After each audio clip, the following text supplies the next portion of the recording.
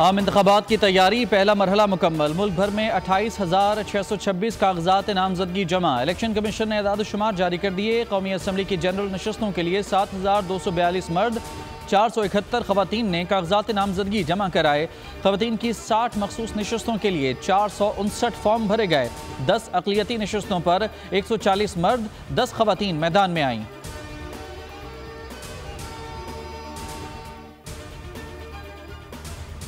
इंतखाबात ज़रूर होंगे, पीपल्स पार्टी का मुस्तकबिल रोशन है, हुकूमत हम बनाएंगे। आसिफ जरदारी की आरओ ऑफिस आमद पर गुफ्तगू। कहा, पीटीआई पहले मेहनत किए बगैर आ गई थी, अब इसे मेहनत करनी चाहिए।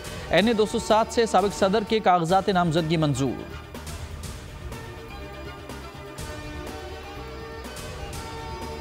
दुश्मन मजहबी, नस्ली और सियासी कमजोरियों को इस्तेमाल करके दरारें डालने पर तुले हैं। पुरज़्म और मजबूत कौम के तौर पर उभरने के लिए मुत्तहिद और यकजा होना पड़ेगा। Army chief general Asim Munir का बैनुल मज़ाहब हम आहंगी पर जोर। ISPR के मुताबिक आर्मी चीफ की क्राइस्ट चर्च रावलपिंडी में क्रिसमस तकरीब में शिरकत। चर्च इंतजामिया ने खैर मकदम किया। सिपहसालार की मसीही बिरादरी को क्रिसमस की मुबारकबाद।